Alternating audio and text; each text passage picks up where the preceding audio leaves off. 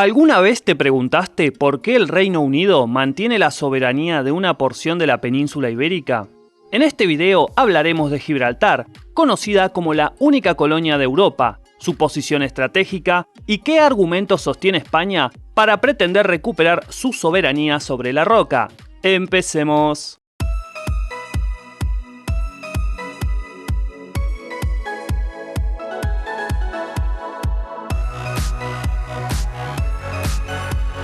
Gibraltar se encuentra en una posición estratégica muy interesante.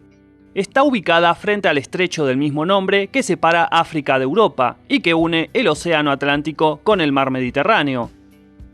Se estima que más de 100.000 navíos comerciales transitan por sus aguas anualmente, siendo el estrecho de Gibraltar uno de los pasajes marítimos más transitados del mundo. Su importancia se magnificó cuando en 1869 se abrió el Canal de Suez, conectando el Mar Mediterráneo con el Mar Rojo, haciendo que el comercio marítimo entre Europa y Asia se agilizara, dado que antes los barcos debían rodear África para poder conectar esas regiones. También funciona como paraíso fiscal, aunque esta situación está cambiando al menos para España y el sector del juego y las apuestas representan ya un cuarto de su economía. Siendo una zona tan estratégica para el comercio mundial, es natural que cualquier potencia que deseara el dominio de los mares fijara su atención ahí. En el caso de Inglaterra, este deseo de control viene desde hace tiempo, no solamente por un tema estratégico comercial, sino que a eso se sumaban sus ansias por complicarle la existencia a España, su histórica rival. El interés de los ingleses por expandir su control sobre el Mediterráneo viene desde hace siglos. En 1656, Oliver Cromwell, en una carta al almirante Edward Montagu, escribió: «¿Acaso sea posible atacar y rendir la plaza y castillo de Gibraltar, los cuales en nuestro poder, bien defendidos, serían a un tiempo una ventaja para nuestro comercio y una molestia para España? Con solo 6 fragatas ligeras establecidas allí, haríamos más daño a los españoles que con una gran flota enviada desde aquí».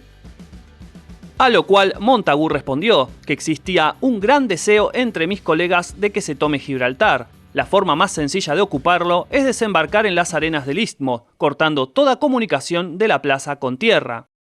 La situación que aprovecharon los ingleses para poder conseguir este objetivo fue la Guerra de Sucesión Española, que se desató a causa del enfrentamiento entre Felipe de Borbón con el archiduque Carlos de Austria por la corona española, tras la muerte sin descendencia de Carlos II de Habsburgo. Felipe de Borbón era apoyado por Francia y parte de España, mientras que el archiduque Carlos de Austria tuvo de su parte al Reino Unido, el Imperio Austríaco, Holanda, Portugal y parte de España, entre otros. La guerra comenzó formalmente en 1702 y finalizó en 1714 con el triunfo de Felipe de Borbón, que tuvo un largo reinado bajo el nombre de Felipe V de España. Como parte del enfrentamiento militar entre estos dos bandos, en 1704 una flota anglo-holandesa tomó la plaza de Gibraltar bajo el nombre del archiduque Carlos, pero junto con este acto, los ingleses también izaron su bandera para no volver a irse. Gibraltar era una localidad vulnerable, tenía una guarnición de apenas 100 soldados que se podía ampliar a 500 si en caso de necesidad se unían paisanos y milicias. Al número reducido de hombres para ejercer la defensa había que sumar el hecho de que estaban mal equipados para esa tarea, situaciones que los aliados supieron aprovechar. La toma de la plaza de Gibraltar se concretó el 3 de agosto de 1704. Los aliados anglo-holandeses bombardearon la localidad desde el mar con tanta intensidad que fue imposible detenerlos. Aunque el gobernador de la localidad, Diego Salinas, había capitulado frente a un representante del pretendiente al trono de España, en los hechos, Gibraltar pasaba a manos inglesas. La mayoría de los gibraltareños optó por abandonar la plaza luego de la capitulación, quedando unos pocos habitantes originales en el lugar.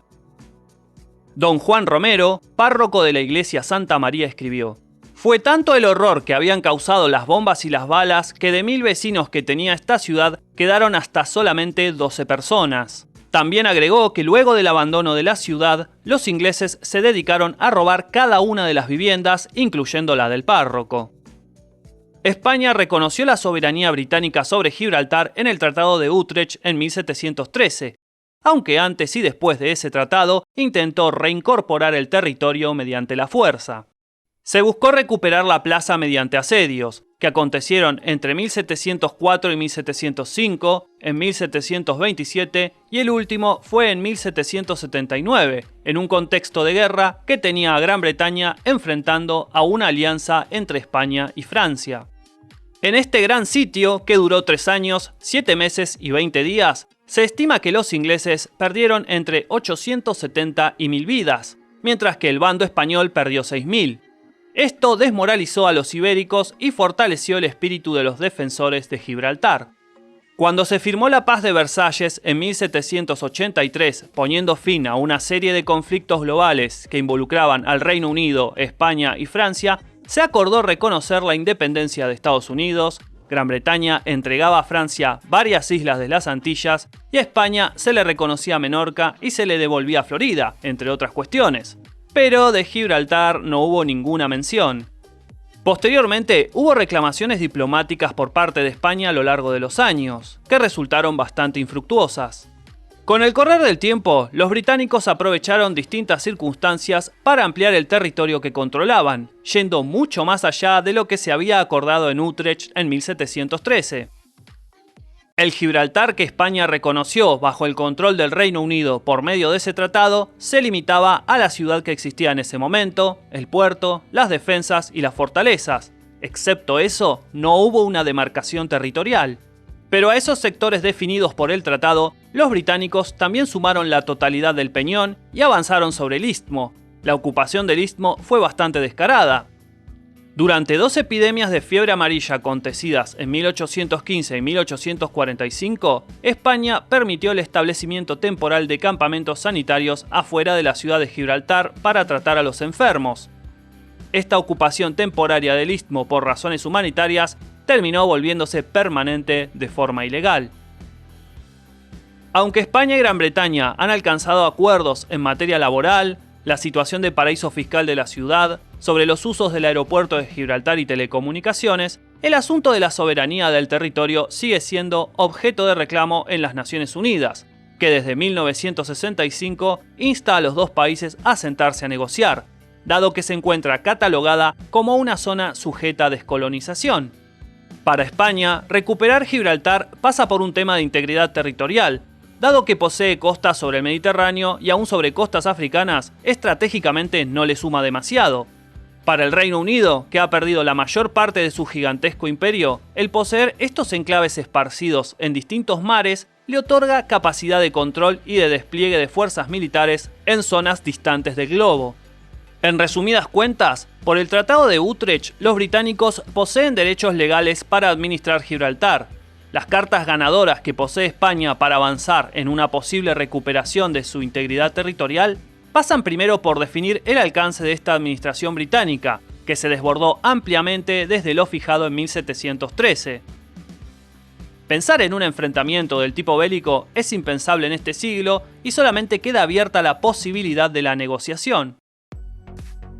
No olviden dejar un like, suscribirse si todavía no lo han hecho y darle clic a la campanita para recibir notificaciones. Tienen a disposición la caja de comentarios para dejar sus opiniones e ideas respecto de este tema. Gracias por estar ahí y nos encontramos en otro video de Detrás del Dato. ¡Saludos!